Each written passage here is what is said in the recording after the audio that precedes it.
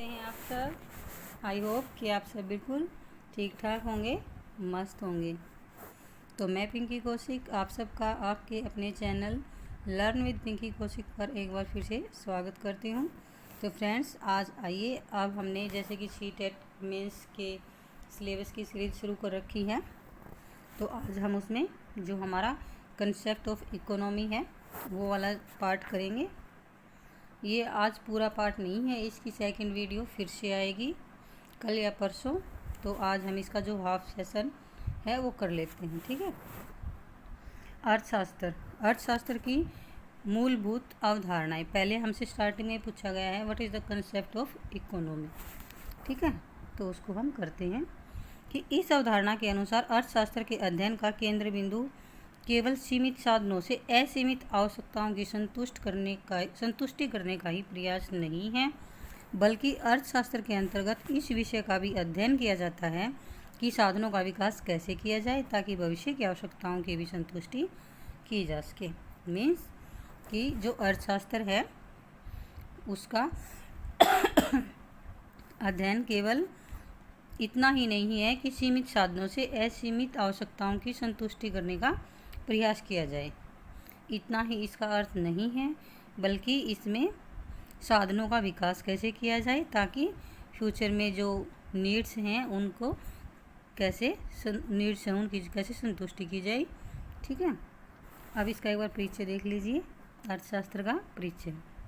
अर्थशास्त्र एक वृहत विषय है जो उत्पादन, उपभोग, बचत, विनियोग, मुद्रास्फीति, रोजगार, बेरोजगारी, राष्ट्रीय आय, अंतर्राष्ट्रीय व्यापार, प्रति व्यक्ति आय, जीवन की गुणवत्ता, मौद्रिक नीति, राजकोषीय नीति आदि से संबंधित प्रसंगों का अध्ययन करता है।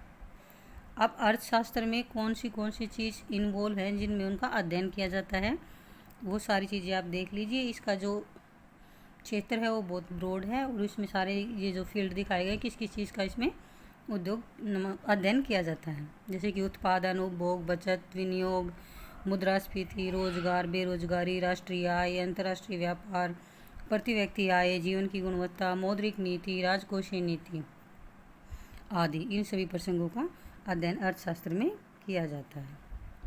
इनकी सूची का कोई अंत नहीं है। इस विषय की अधिक जानकारी और अधिक समस्याओं के समाधान के लिए यह जानना आवश्यक है कि किसी भी आर्थिक तथ्य का स्वभाव क्या है और संबंधित समस्या का क्षेत्र या उसकी शाखा क्या है, ठीक है। मतलब इसकी जो ये अर्थशास्त्र है इसके विषय में और अधिक जानकारी के लिए जो आर्थिक समस्याओं का समाधान के लिए क्या आवश्यक है, भाई जो हमें आर्थिक समस्या का समाधान करना है उसके लिए क्या ज़रूरी है, जो आर्थिक तथ्य हैं उनका नेचर कैसा है और जो उनसे संबंधित जो समस्या है उसकी मतलब जो क्षेत्र है वो कैसा है, क्या है वो शाखा उसकी क्या है। आइए अर्थशास्त्र का अर्थ देखते हैं। नेक्स्ट, अर्थशास्त्र शब्द को ग्रीक शब्दों ओकोस और नेमिन शब्दों से लिया गया है। पहली बात तो ये ओकोस और नेमिन है, ये शब्द कौन सी भाषा के हैं, ये ग्रीक भाषा के शब्द हैं। दो शब्दों से लिया गया है जिसका अर्थ है गृहस्थ का नियम या कानून, मतलब जो घरेलू प्रबंधनों का जिसमें लेखा जोखा होता है वो है ये, ठीक है। अर्थशास्त्र का संबंध इस प्रकार केवल इस बात से नहीं है कि एक राष्ट्र अपने संसाधनों का उपयोग विभिन्न उपयोगों में किस प्रकार करते, बल्कि उस प्रक्रिया का भी अध्ययन करना है जिससे इन संसाधनों की उत्पादकता को और बढ़ाया जा सके, और उन कारकों का भी जिन्होंने भूतकाल में संसाधनों के उपयोग की दर में उच्चावच उत्पन्न किए हैं। मतलब क्या है कि जो अर्थशास्त्र है उसका संबंध केवल इस बात से नहीं है कि एक राष्ट्र अपने संसाधनों का उपयोग मतलब किस प्रकार करेगा, बल्कि उस प्रक्रिया का अध्ययन भी करना है कि जिससे कि संसाधनों का जो प्रोडक्शन है, जो उत्पादकता है, उसको कैसे बढ़ाया जा सके, और उन कारकों का भी जिन्होंने भूतकाल के संसाधनों में जो उपयोग की दर है उसमें उच्चावच क्या है मतलब उतार चढ़ाव उत्पन्न किए हों, ठीक है। अब इसकी परिभाषा देख लेते हैं कि अर्थशास्त्र को लेकर अर्थ की परिभाषा लिख रखे। अर्थशास्त्र की परिभाषा ये आएगा यहाँ पे, ये जो यहाँ है ये अर्थशास्त्र आएगा, ठीक है। लिखा भी नहीं जा रहा हाथ से, तो अर्थशास्त्र आएगा ये, ठीक है। ठीक कर लीजिएगा आप इसको एक बार। ब्रिटिश अर्थशास्त्री रॉबिन्सन के अनुसार, जो ये रॉबिन्सन कहाँ के अर्थशास्त्री हैं, ये ब्रिटिश के हैं। इन्होंने क्या बोला है अर्थशास्त्र के बारे में, क्या परिभाषा दी है वो देखिए कि अर्थशास्त्र एक विज्ञान है जो उद्देश्य और वैकल्पिक उपयोग वाले सीमित साधनों से संबंधित मानव व्यवहार का अध्ययन करता है।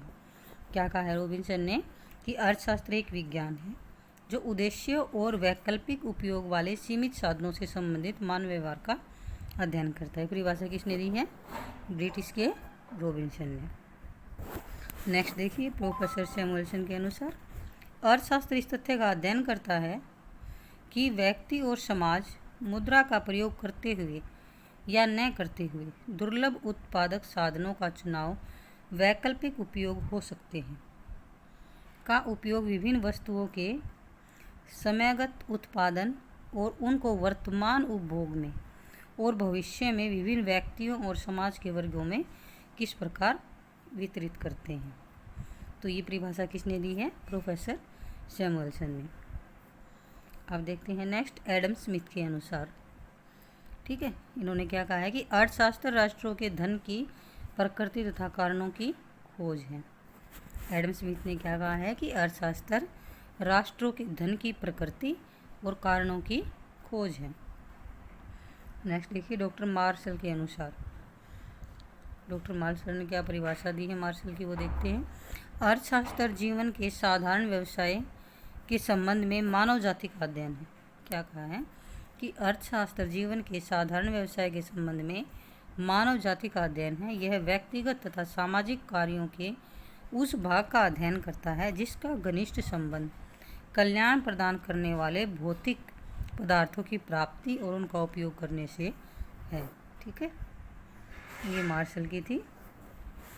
अब अर्थशास्त्र को जैसे वास्तविक अर्थशास्त्र और आदर्श अर्थशास्त्र में भी डिवाइड किया जाता है।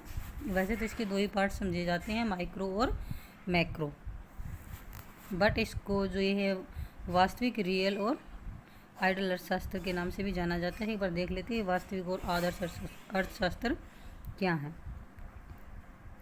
आर्थिक परिस्थितियों से संबंधित मुद्दों की विवेचन एवं आर्थिक समस्याओं के निदान हल ढूंढने की चर्चा करते समय अर्थशास्त्री बहुधा वास्तविक और आदर्श अर्थशास्त्र की बात करते हैं। मतलब क्या कि आर्थिक परिस्थितियों से संबंधित मुद्दों के विवेचन की, जो आर्थिक परिस्थितियों में जो मतलब समस्याएं उत्पन्न होती हैं उनके विवेचन और आर्थिक समस्याओं का निदान यानी कि उनका हल ढूंढते समय जो अर्थशास्त्री जो मतलब बातचीत करते हैं, जो चर्चा करते हैं, वही वास्तविक और अर्थशास्त्र की बात करते हैं। ठीक है, मतलब जो उनके द्वारा जो कलेक्शन और जो बातचीत की जाती है वही वास्तविक और आदर्श अर्थशास्त्र है। एक बार इनको अच्छे से देख लेते हैं कि वास्तविक अर्थशास्त्र सामाजिक विश्लेषण का अध्ययन करता है। वास्तविक अर्थशास्त्र किस चीज़ का अध्ययन करता है, सामाजिक विश्लेषण का अध्ययन करता है जो तथ्यों और सांख्यिकीय आंकड़ों पर आधारित है। वास्तविक अर्थशास्त्र किस पर आधारित है, तथ्यों और सांख्यिकीय आंकड़ों पर। जब किसी आर्थिक तथ्य का सांख्यिकीय आंकड़ों की सहायता से विवेचन किया जाता है तो हम वास्तविक अर्थशास्त्र कहते हैं उसे। ठीक है,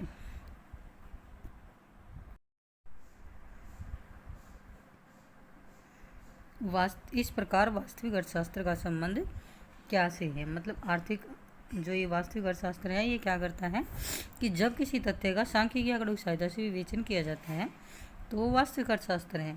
और इस प्रकार जो वास्तविक अर्थशास्त्र है उसका संबंध क्या है से है। दूसरी तरफ आदर्श अर्थशास्त्र क्या होना चाहिए की व्याख्या करता है। वास्तविक तो करता है क्या है, और आदर्श क्या करता है, क्या होना चाहिए की व्याख्या करता है। आदर्श अर्थशास्त्र मूल्यगत निर्णयों पर आधारित है, वास्तविकता सांख्यिकीय आंकड़ों पर, और जो आदर्श है वो मूल्यगत निर्णयों पर आधारित है जो किसी निर्णय पर पहुंचने के लिए आवश्यक है। समाज के लिए नीति निर्धारण संबंधित बातें अधिकांशतः आदर्श अर्थशास्त्र के अंतर्गत आते हैं। ठीक है मतलब जो कोई समस्या है उसके अगर हम आंकड़े इकट्ठे कर रहे हैं तो वो वास्तविक है, और उन समस्याओं से निपटारा चाह रहे हैं, उनका उनसे निपटने के लिए जो उपाय सुझाए जा रहे हैं, जिन पर चर्चा की जाती है, वाद विवाद किया जाता है, वो क्या है? वो आदर्श अर्थशास्त्र के अंतर्गत आते हैं। जैसे कि एक एग्जाम्पल के थ्रू देख लीजिए कि वर्ष 2011 की जनगणना के अनुसार भारत की जनसंख्या 121 करोड़ के आसपास थी। चूँकि ये तथ्य आंकड़ों पर आधारित है, इस कारण यह विवरण वास्तविक अर्थशास्त्र से संबंधित है कि जनगणना हुई और ये आंकड़े कलेक्ट किए गए कि जो भारत की जनसंख्या है वो 2011 की जनगणना के अनुसार 121 करोड़ के आसपास है। तो ये वास्तविक अर्थशास्त्र से संबंधित।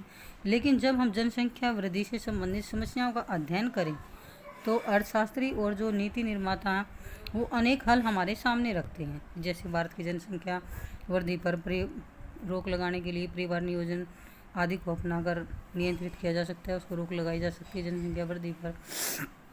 ये बातें आदर्श अर्थशास्त्र के अंतर्गत आती हैं। अब हम इसके पार्ट देख लेते हैं। पार्ट ऑफ इकोनॉमी, अर्थशास्त्र के भाग क्या हैं। नॉर्वे के प्रसिद्ध अर्थशास्त्री तथा अर्थशास्त्र के प्रथम नोबेल पुरस्कार विजेता रैगनर फ्रिश ने 1933 में अर्थशास्त्र को 2 भागों में बांटा है। किसने बांटा है? नॉर्वे के प्रसिद्ध अर्थशास्त्री तथा अर्थशास्त्र के प्रथम नोबेल पुरस्कार विजेता रैगनर फ्रिश ने 1933 में। और कौन से 2 भागों में बांटा है? व्यष्टि अर्थशास्त्र तथा समष्टि अर्थशास्त्र। अब हम व्यष्टि अर्थशास्त्र देख लेते हैं। व्यष्टि अर्थ का अर्थ है छोटा यानी सूक्ष्म। अतः जब अध्ययन अथवा समस्या एक इकाई या अर्थव्यवस्था के एक भाग से संबंधित होती है तो इस अध्ययन को व्यष्टि अर्थशास्त्र कहा जाता है। व्यष्टि अर्थशास्त्र आर्थिक इकाई की एक इकाई अथवा अर्थव्यवस्था की एक इकाई के भाग या एक से अधिक इकाई के छोटे समूह का अध्ययन है। व्यष्टि अर्थशास्त्र ग्रीक शब्द माइक्रोस से लिया गया है, जिसका अर्थ होता है छोटा। यह व्यक्तिगत आर्थिक एजेंट के व्यवहार से संबंधित है तथा वस्तुओं और सेवाओं की कीमत निर्धारण की क्रियाओं का नतीजा है। इस प्रकार इसे मूल्य सिद्धांत भी कहा जाता है। तो मूल्य सिद्धांत किसे कहा जाता है? जो हमारा व्यष्टि अर्थशास्त्र है, इसे मूल्य सिद्धांत भी कहा जाता है। अर्थव्यवस्था की सूक्ष्म जानकारी किसी व्यक्ति, फर्म, घरेलू कार्य आदि की नीति निर्धारण में सहायता होती है। उत्पादन, उपभोग, मूल्य निर्धारण, मजदूरी दर आदि में सहायता मिलती है। इस अध्ययन का उद्देश्य है कि उत्पादन, विनिमय और वस्तुओं के वितरण के व्यवहार प्रारूप और अंतर संबंधों के विषय में भविष्यवाणी की जा सके। इस प्रकार व्यक्तिगत आर्थिक इकाइयों के दृष्टिकोण से संतुलन की स्थिति को प्राप्त करना व्यष्टिगत अर्थशास्त्र का उद्देश्य है। इसके अतिरिक्त व्यष्टि अर्थशास्त्र का अध्ययन व्यक्तियों के व्यवहार प्रारूपों तथा फर्मों की आय का जो वितरण है वो उत्पादन दक्षता और समग्र दक्षता प्राप्ति पर जोर देता है। अभी जो दक्षता है इसका क्या अर्थ है? उत्पादकों और उपभोक्ताओं के बीच संसाधनों का अनुकूलतम आवंटन।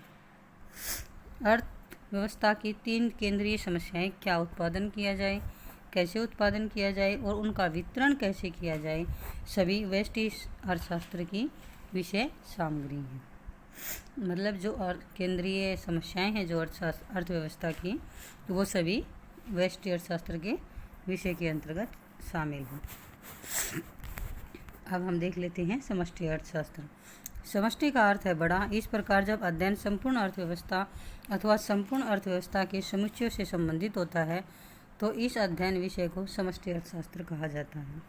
समष्टि शब्द ग्रीक भाषा के शब्द मैक्रोस से लिया गया है, जिसका अर्थ है बड़ा। इस शब्द का प्रचार ब्रिटिश अर्थशास्त्री लॉर्ड जॉन मेनार्ड कीन्स की पुस्तक, कौन से अर्थशास्त्री हैं? Lord John Maynard Keynes. और उनकी पुस्तक कौन सी है? The general theory of employment, interest and money. The general theory of employment, interest and money किसकी पुस्तक है? ये लॉर्ड जॉन मेनार्ड कीन्स की पुस्तक है, जो कि 1936 में प्रकाशित हुई थी। और इसके प्रकाशन के पश्चात ही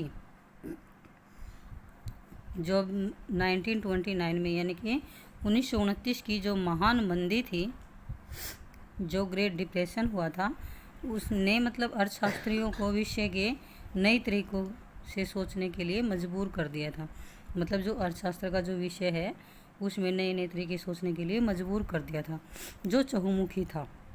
परिणाम स्वरूप समष्टि अर्थशास्त्र सिद्धांत का विकास हुआ। मतलब जो महान मंदी आई थी उसके बाद से ही उस पर जो विचार किए गए कि इससे कैसे निपटा जाए इस समस्या से, तो उसके बाद ही जो समष्टि अर्थशास्त्र सिद्धांत है उसका विकास हुआ।